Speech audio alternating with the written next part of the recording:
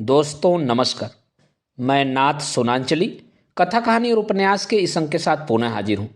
दोस्तों इस समय हम लोग सुन रहे हैं प्रेमचंद की लिखी हुई कुछ श्रेष्ठ कहानियों का वाचन। इस कड़ी में आज लीजिए सुनिए प्रेमचंद की लिखी हुई एक कहानी इस्तीफा का वाचन मेरे अर्थात नाथ सोनांचली के स्वर में। दफ्तर का बाबू एक बेजबान जीव है।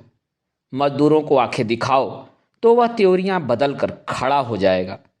कूली को एक डांट बताओ तो सिर से बोझ फेंक कर अपनी राह लेगा।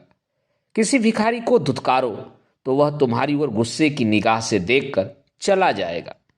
यहां तक कि गधा भी कभी कभी तकलीफ पाकर दो लतियां झाड़ने लगता है।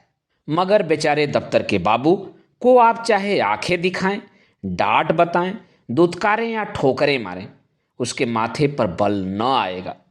उसे अपने विकारों पर जो आधिपत्य होता है वह शायद किसी संयमी साधु में भी न हो। संतोष का पुतला, सब्र की मूर्ति, सच्चा आज्ञाकारी, गरज उसमें तमाम मानवीय अच्छाइयाँ मौजूद होती हैं। खंडहर के भी एक दिन भाग्य जागते हैं। दिवाली के दिन उस पर भी रोशनी होती है। बरसात में उस पर हरियाली छाती है। प्रकृति की दिलचस्पियों में उसका भी हिस्सा है। मगर इस गरीब बाबू के नसीब कभी नहीं जागते। इसकी अंधेरी तकदीर में रोशनी का जलवा कभी नहीं दिखाई देता। इसके पीले चेहरे पर कभी मुस्कुराहट की रोशनी नजर नहीं आती। इसके लिए सूखा सावन है, कभी हरा भादों नहीं। लाला फतेहचंद ऐसे ही एक बेजवान जीव थे। कहते हैं मनुष्य पर उसके नाम का भी कुछ असर पड़ता है। फतेहचंद की दशा में यह बात यथार्थ सिद्ध न हो सकी। यदि उन्हें हारचंद कहा जाए तो कदाचित यह अत्युक्ति न होगी। दफ्तर में हार, जिंदगी में हार, मित्रों में हार, जीवन में उनके लिए चारों ओर निराशाएं ही थीं। लड़का एक भी नहीं, लड़कियां तीन, भाई एक भी नहीं, भौजाइयां दो। गांठ में कौड़ी नहीं मगर दिल में दया और मुरव्वत। सच्चा मित्र एक भी नहीं, जिससे मित्रता हुई उसने धोखा दिया। इस पर तंदुरुस्ती भी अच्छी नहीं। 32 साल की अवस्था में बाल खिचड़ी हो गए थे। आंखों में ज्योति नहीं, हाजमा चौपट, चेहरा पीला, गाल पिचके, कमर झुकी हुई। न दिल में हिम्मत न कलेजे में ताकत। 9 बजे दफ्तर चले जाते और 6 बजे शाम को लौटकर घर आते। फिर घर से बाहर निकलने की हिम्मत न पड़ती। दुनिया में क्या होता है इसकी उन्हें बिल्कुल खबर न थी। उनकी दुनिया लोग परलोक जो कुछ था दफ्तर था। नौकरी की खैर मनाते और जिंदगी के दिन पूरे करते थे। न धर्म से वास्ता था, न दीन से नाता, न कोई मनोरंजन था, न खेल। ताश खेले हुए भी शायद एक मुद्दत गुजर गई थी। जाड़ों के दिन थे। आकाश पर कुछ कुछ बादल थे। फतेहचंद 5:30 बजे दफ्तर से लौटे तो चिराग जल गए थे। दफ्तर से आकर वह किसी से कुछ न बोलते, चुपके से चारपाई पर लेट जाते और 15-20 मिनट तक बिना हिले डुले पड़े रहते। तब कहीं जाकर उनके मुंह से आवाज निकलती। आज भी प्रतिदिन की तरह वे चुपचाप पड़े थे कि 1 मिनट में बाहर से किसी ने पुकारा। छोटी लड़की ने जाकर पूछा तो मालूम हुआ कि दफ्तर का चपरासी है। शारदा पति के हाथ मुंह धोने के लिए लोटा गिलास मांज रही थी। बोली, उसे कह दे क्या काम है, अभी तो दफ्तर से आए ही हैं और अभी फिर बुलावा आ गया। चपरासी ने कहा, साहब ने कहा है अभी बुला लाओ, कोई बड़ा जरूरी काम है। फतेहचंद की खामोशी टूट गई। उन्होंने सिर उठाकर पूछा, क्या बात है? शारदा, कोई नहीं, दफ्तर का चपरासी है। फतेहचंद ने सहम कर कहा, दफ्तर का चपरासी? क्या साहब ने बुलाया है? शारदा, हाँ कहता है साहब बुला रहे हैं। यह कैसा साहब है तुम्हारा, जब देखो बुलाया करता है। सवेरे के गए गए अभी मकान लौटे हो, फिर भी बुलावा आ गया। फतेहचंद ने संभल कर कहा, जरा सुन लूं किस लिए बुलाया है। मैंने सब काम खत्म कर दिया था, अभी आता हूं। शारदा, जरा जलपान तो करते जाओ। चपरासी से बातें करने लगोगे तो तुम्हें अंदर आने की भी याद न रहेगी। यह कहकर वह एक प्याली में थोड़ी सी दालमोट और सेव लाई। फतेहचंद उठकर खड़े हो गए, किंतु खाने की चीजें देखकर चारपाई पर बैठ गए और प्याली की ओर चाव से देखकर डरते हुए बोले, लड़कियों को दे दिया है ना? शारदा ने आंखें चढ़ाकर कहा, हाँ हाँ दे दिया है, तुम तो खाओ। इतने में छोटी लड़की आकर सामने खड़ी हो गई। शारदा ने उसकी ओर क्रोध से देखकर कहा, तुम क्यों आकर सिर पर सवार हो गई? जा बाहर खेल। फतेहचंद, रहने दो, डांटती हो। यहाँ आओ चुन्नी, यह लो दालमोट ले जाओ। चुन्नी माँ की ओर देखकर डरती हुई बाहर भाग गई। फतेहचंद ने कहा, क्यों बेचारी को भगा दिया? 2-4 दाने दे देती तो खुश हो जाती। शारदा, इसमें है ही कितना कि सबको बांटते फिरोगे? इसे देते तो बाकी दोनों ना आ जाती। किस किस को देते? इतने में चपरासी ने फिर पुकारा, बाबूजी, हमें बड़ी देर हो रही है। शारदा, कह क्यों नहीं देते कि इस वक्त ना आएंगे? फतेहचंद, ऐसे कैसे कह दूं भाई, रोजी का मामला है। शारदा, तो क्या प्राण देकर काम करोगे? सूरत नहीं देखते अपनी? मालूम होता है 6 महीने के बीमार हो। फतेहचंद ने जल्दी जल्दी दालमोट की 2-3 फंकियां लगाईं, 1 गिलास पानी पिया और बाहर की तरफ दौड़े। शारदा पान बनाती ही रह गई। चपरासी ने कहा, बाबूजी, आपने बड़ी देर कर दी, अब जरा लपके चलिए, नहीं तो जाते ही डांट बताएगा। फतेहचंद ने 2 कदम दौड़कर कहा, चलेंगे तो भाई आदमी की ही तरह, चाहे डांट बताएं या दांत दिखाएं, हमसे दौड़ा नहीं जाता। बंगले पर ही है ना? चपरासी, भला वह दफ्तर क्यों आने लगा? बादशाह है कि दिल लगी? चपरासी तेज चलने का आदी था। बेचारे बाबू फतेहचंद धीरे धीरे जाते थे। थोड़ी ही दूर चलकर हाँप उठे, मगर मर्द तो थे ही, या कैसे कहते कि भाई जरा और धीरे चलो। हिम्मत करके कदम उठाते जाते थे, यहाँ तक कि जांघों में दर्द होने लगा और आधा रास्ता खत्म होते होते पैरों ने उठने से इनकार कर दिया। सारा शरीर पसीने से तर हो गया, सिर में चक्कर आ गया, आंखों के सामने तितलियां उड़ने लगी। चपरासी ने ललकारा, जरा कदम बढ़ाए चलो बाबू। फतेहचंद बड़ी मुश्किल से बोले, तुम जाओ, मैं आता हूं। वे सड़क के किनारे पटरी पर बैठ गए और सिर को दोनों हाथों से थाम कर दम मारने लगे। चपरासी ने इनकी यह दशा देखी तो आगे बढ़ा। फतेहचंद डरे कि यह शैतान जाकर न जाने साहब से क्या कह दे तो गजब ही हो जाएगा। जमीन पर हाथ टेक कर उठे और फिर चले, मगर कमजोरी से शरीर हाँफ रहा था। इस समय कोई बच्चा भी उन्हें जमीन पर गिरा सकता था। बेचारे किसी तरह गिरते पड़ते साहब के बंगले पर पहुंचे। साहब बंगले पर टहल रहे थे, बार बार फाटक की तरफ देखते थे और किसी को आते न देखकर मन में झल्लाते थे। चपरासी को देखते ही आंखें निकाल कर बोले, इतनी देर कहाँ था? चपरासी ने बरामदे की सीढ़ी पर खड़े खड़े कहा, हुजूर, जब वह आए तब तो मैं दौड़ा चला आ रहा हूं। साहब ने पैर पटक कर कहा, बाबू क्या बोला? चपरासी, आ रहे हैं हुजूर, घंटा भर में तो घर में से निकले। इतने में फतेहचंद अहाते के तार के अंदर से निकलकर वहां पहुंचे और साहब को सिर झुकाकर सलाम किया। साहब ने कड़क कर कहा, अब तक कहाँ था? फतेहचंद ने साहब का तमतमाया चेहरा देखा तो उनका खून सूख गया। बोले, हुजूर, अभी अभी तो दफ्तर से गया हूं। जो ही चपरासी ने आवाज दी, हाजिर हुआ। साहब, झूठ बोलता है, तो झूठ बोलता है, हम घंटे भर से खड़ा है। फतेहचंद, हुजूर, मैं झूठ नहीं बोलता। आने में जितनी देर हो गई हो, मगर घर से चलने में मुझे बिल्कुल देर नहीं हुई। साहब ने हाथ की छड़ी घुमाकर कहा, चुप रह सुअर, हम घंटा भर से खड़ा है, अपना कान पकड़ो। फतेहचंद ने खून घूंट पीकर कहा, हुजूर, मुझे 10 साल काम करते हो गए, कभी। साहब, चुप रह सुअर, हम कहता है कि अपना कान पकड़ो। फतेहचंद, जब मैंने कोई कसूर किया हो? साहब, चपरासी, इस सुअर का कान पकड़ो। चपरासी ने दबी जबान से कहा, हुजूर, यह भी मेरे अफसर हैं, मैं इनका कान कैसे पकड़ूं? साहब, हम कहता है इनका कान पकड़ो, नहीं हम तुमको हंटरों से मारेगा। चपरासी, हुजूर, मैं यहाँ नौकरी करने आया हूँ, मार खाने नहीं। मैं भी इज्जतदार आदमी हूँ। हुजूर, अपनी नौकरी ले लीजिए, आप जो हुक्म दें वह बजा लाने को हाजिर हूँ, लेकिन किसी की इज्जत नहीं बिगाड़ सकता। नौकरी तो 4 दिन की है, 4 दिन के लिए क्यों जमाने भर से बिगाड़ करूं? साहब अब क्रोध को न बर्दाश्त कर सके, हंटर लेकर दौड़े। चपरासी ने देखा यहाँ खड़े रहने में खैरियत नहीं है तो भाग खड़ा हुआ। फतेहचंद अभी तक चुपचाप खड़े थे। साहब चपरासी को न पाकर उनके पास आया और उसके दोनों कान पकड़कर हिला दिया। बोला, तुम सुअर गुस्ताखी करता है, जाकर ऑफिस से फाइल लाओ। फतेहचंद ने कान हिलाते हुए कहा, कौन सा फाइल? तुम बहरा है, सुनता नहीं? हम फाइल मांगता है। फतेहचंद ने किसी तरह दिलेर होकर कहा, आप कौन सा फाइल मांगते हैं? साहब, वही फाइल जो हम मांगता है, वही फाइल लाओ, अभी लाओ।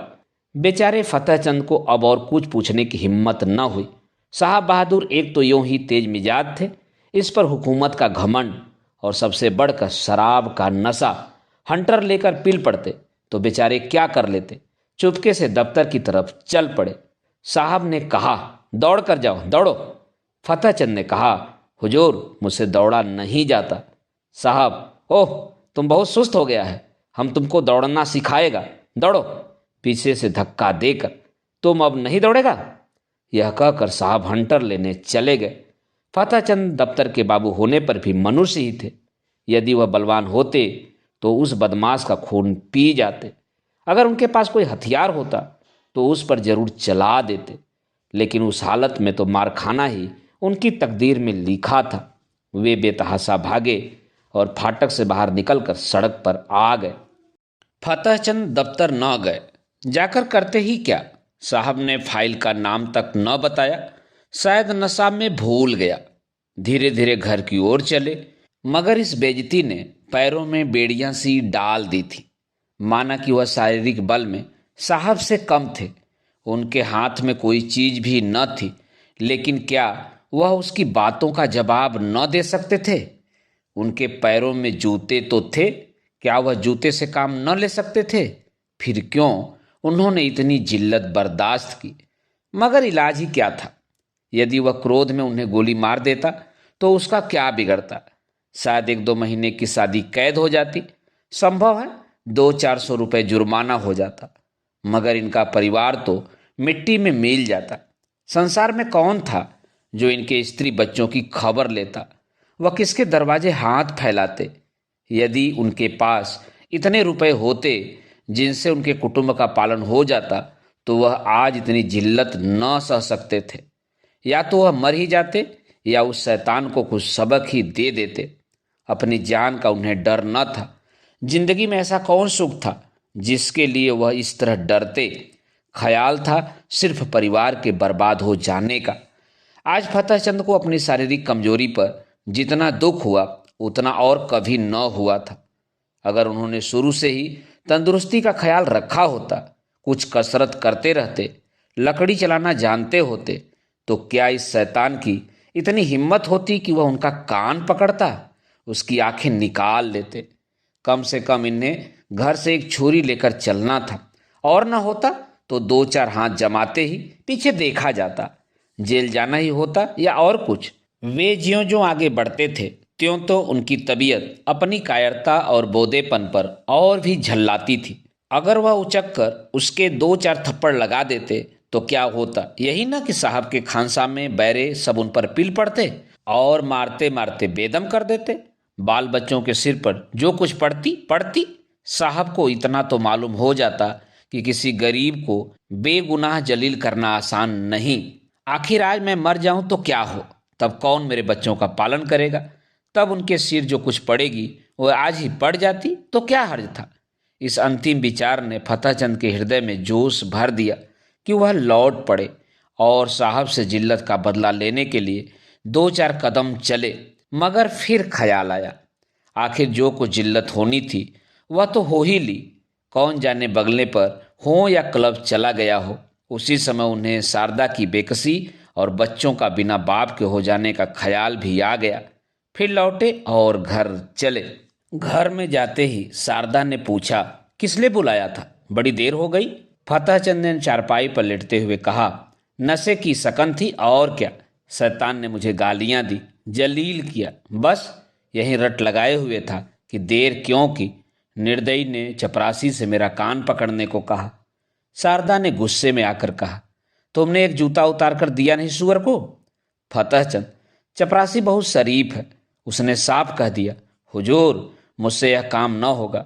मैंने भले आदमियों की इज्जत उतारने की नौकरी नहीं की थी। वह उसी वक्त सलाम करके चला गया। शारदा, यही बहादुरी है। तुमने उस साहब को क्यों नहीं फटकारा? फतेहचंद, फटकारा क्यों नहीं, मैंने भी खूब सुनाई।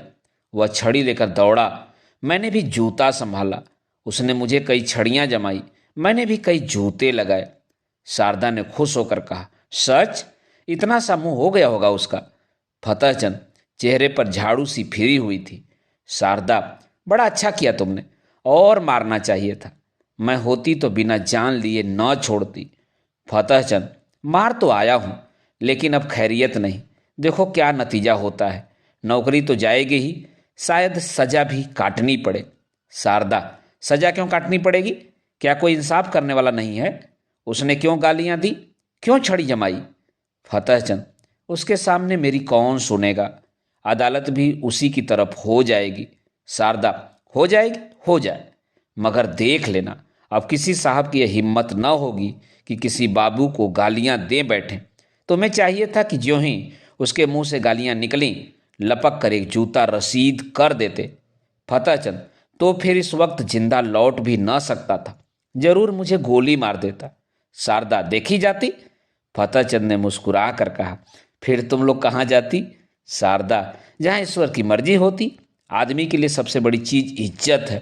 इज्जत गंवाकर बाल बच्चों की परवरिश नहीं की जाती। तुम उस शैतान को मार कर आए होते तो मैं गरूर से फूली नहीं समाती। मार खाकर आते तो मैं शायद तुम्हारी सूरत से भी घृणा करती। यूं जबान से चाहे कुछ न कहती, मगर दिल से तुम्हारी इज्जत जाती रहती। अब जो कुछ सिर पर आएगी खुशी से झेल लूंगी। कहाँ जाते हो? सुनो सुनो सुनो सुनो, कहाँ जाते हो? फतेहचंद दीवाने होकर जोश में घर से निकल पड़े। शारदा पुकारती रह गई। वह फिर साहब के बंगले की तरफ जा रहे थे, डर से सहमे हुए नहीं, बल्कि गरूर से गर्दन उठाए हुए। पक्का इरादा उनके चेहरे से झलक रहा था। उनके पैरों में वह कमजोरी, आंखों में वह बेकसी न थी। उनकी काया पलट सी हो गई थी। वह कमजोर बदन, पीला मुखड़ा, दुबले बदन वाला दफ्तर के बाबू की जगह अब मर्दाना चेहरा, हिम्मत भरा हुआ, मजबूत, गठा और जवान था। उन्होंने पहले एक दोस्त के घर जाकर उसका डंडा लिया और अकड़ते हुए साहब के बंगले पर जा पहुंचे। इस वक्त 9 बजे थे। साहब खाने की मेज पर थे, मगर फतेहचंद ने आज उनके मेज पर से उठ जाने का इंतजार न किया। खानसामा कमरे से बाहर निकला और वह चिक उठाकर अंदर गए। कमरा प्रकाश से जगमगा रहा था। जमीन पर ऐसी कालीन बिछी हुई थी जैसी फतेहचंद की शादी में भी नहीं बिछी होगी। साहब बहादुर ने उसकी तरफ क्रोधित दृष्टि से देखकर कहा, तुम क्यों आया? बाहर जाओ, क्यों अंदर चला आया? फतेहचंद ने खड़े खड़े डंडा संभाल कर कहा, तुमने मुझसे अभी फाइल मांगा था, वही फाइल लेकर आया हूं। खाना खा लो तो दिखाऊं। तब तक मैं बैठा हूं, इत्मीनान से खाना। शायद यह तुम्हारा आखिरी खाना होगा, इसी कारण खूब पेट भर खा लो। साहब सन्नाटे में आ गए। फतेहचंद की तरफ डर और क्रोध की दृष्टि से देखकर कांप उठे। फतेहचंद के चेहरे पर पक्का इरादा झलक रहा था। साहब समझ गए, यह मनुष्य इस समय मरने मारने के लिए तैयार होकर आया है। ताकत में फतेहचंद उसके पासंग भी नहीं था, लेकिन यह निश्चय था कि वह ईंट का जवाब पत्थर से नहीं बल्कि लोहे से देने को तैयार है। यदि वह फतेहचंद को बुरा भला कहते हैं तो क्या आश्चर्य है कि वह डंडा लेकर पीट पड़े। हाथापाई करने में यद्यपि उन्हें जीतने में जरा भी संदेह नहीं था, लेकिन जो चाहे कीजिए, लेकिन बैठे बिठाए डंडे खाना तो कोई बुद्धिमानी नहीं है। कुत्ते को आप डंडे से मारिए, ठुकराइए, जो चाहे कीजिए, मगर उसी समय तक जब तक वह गुर्राता नहीं। एक बार गुर्रा कर दौड़ पड़े तो फिर देखिए आपकी हिम्मत कहाँ जाती है। यही हाल उस वक्त साहब बहादुर का था। जब तक यकीन था कि फतेहचंद घुड़की, गाली, हंटर, ठोकर सब कुछ खामोशी से सह लेगा, तब तक आप शेर थे। अब वह त्योरिया बदले, डंडा संभाले, बिल्ली की तरह घात लगाए खड़ा है। जबान से कोई कड़ा शब्द निकला और उसने डंडा चलाया। वह अधिक से अधिक उसे बर्दाश्त कर सकते हैं। अगर मारते हैं तो मार खाने का भी डर है। उस पर फौजदारी से मुकदमा दायर हो जाने का अंदेशा। माना कि वह अपने प्रभाव और ताकत से अंत तक फतेहचंद को जेल में डलवा देंगे, परंतु परेशानी और बदनामी से किसी तरह भी न बच सकते थे। एक बुद्धिमान और दूरदर्शी आदमी की तरह उन्होंने यह कहा, ओह, हम समझ गया, आप हमसे नाराज हैं। हमने क्या आपको कुछ कहा है? आप क्यों हमसे नाराज हैं? फतेहचंद ने तन कर कहा, तुमने अभी आधा घंटा पहले मेरे कान पकड़े थे और मुझसे सैकड़ों उल जलूल बातें कही थी। क्या इतनी जल्दी भूल गए? साहब, मैंने आपका कान पकड़ा। आहा हा हा हा हा, मैंने आपका कान पकड़ा। ओहो, क्या मजाक है। मैं पागल हो गया हूँ या दीवाना? फतेहचंद, तो क्या मैं झूठ बोल रहा हूँ? चपरासी गवाह है, आपके नौकर चाकर भी देख रहे थे। साहब, कब की बात है? फतेहचंद, अभी अभी, कोई आधा घंटा हुआ है। आपने मुझे बुलवाया था और बिना कारण मेरे कान पकड़े और धक्के दिए थे। साहब, ओ बाबूजी, उस वक्त हम नशा में था। बेहरा ने हमको बहुत दे दिया था। हमको कुछ खबर नहीं। क्या हुआ माई लॉर्ड? हमको कुछ भी खबर नहीं। फतेहचंद, नशा में अगर तुमने मुझे गोली मार दी होती तो क्या मैं मर न जाता? अगर तुम्हें नशा था और नशा में सब कुछ मुआफ है तो मैं भी नशे में हूं। सुनो मेरा फैसला, या तो अपने कान पकड़ो कि फिर कभी किसी भले आदमी के संग ऐसा बर्ताव न करोगे, या मैं आकर तुम्हारे कान पकड़ूंगा। समझ गए कि नहीं? इधर उधर हिलो नहीं। तुमने जगह छोड़ी और मैंने डंडा चलाया, फिर खोपड़ी टूट जाए मेरी खता नहीं। मैं जो कुछ कहता हूं वह करते चलो। पकड़ो कान। साहब ने बनावटी हंसी हंसकर कहा, वेल बाबूजी, अब बहुत दिल लगी करता है। अगर हमने आपको बुरा बात कहा है तो हम आपसे माफी मांगता है। फतेहचंद डंडा तौल कर, नहीं, कान पकड़ो। साहब आसानी से इतनी जिल्लत न सह सके, लपक कर उठे और चाहा कि फतेहचंद के हाथ से लकड़ी छीन लें, लेकिन फतेहचंद गाफिल न थे। साहब मेज पर से उठने न पाए थे कि उन्होंने डंडे का भरपूर और तुला हुआ हाथ चलाया। साहब तो नंगे सिर ही थे, चोट सिर पर पड़ गई, खोपड़ी भन्ना गई। 1 मिनट तक सिर को पकड़े रहने के बाद बोले, हम तुमको बर्खास्त कर देगा। फतेहचंद, इसकी मुझे परवाह नहीं, मगर आज मैं तुमसे बिना कान पकड़वाए नहीं जाऊंगा। कान पकड़कर वायदा करो कि किसी भले आदमी के साथ कभी भी ऐसी बेअदबी न करोगे, नहीं तो मेरा दूसरा हाथ पड़ना ही चाहता है। यह कहकर फतेहचंद ने फिर डंडा उठाया। साहब को अभी तक पहली चोट न भूली थी। अगर कहीं यह दूसरा हाथ पड़ गया तो शायद खोपड़ी खुल जाए। कान पर हाथ रखकर बोले, अब आप खुश हुआ? फिर तो कभी किसी को गाली न दोगे? कभी नहीं। अगर फिर कभी ऐसा किया तो समझ लेना मैं कहीं बहुत दूर नहीं हूं, अब किसी को गाली न देगा। अच्छी बात है, मैं अब जाता हूं। आज से मेरा इस्तीफा है।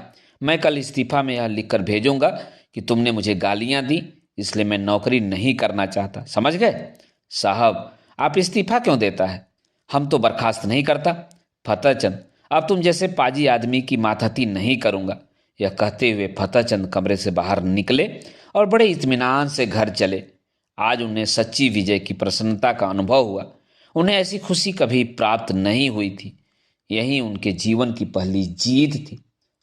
दोस्तों, अभी आप सुन रहे थे प्रेमचंद की लिखी हुई कहानी इस्तीफा का वाचन, मेरे अर्थात नाथ सोनांचली के स्वर में।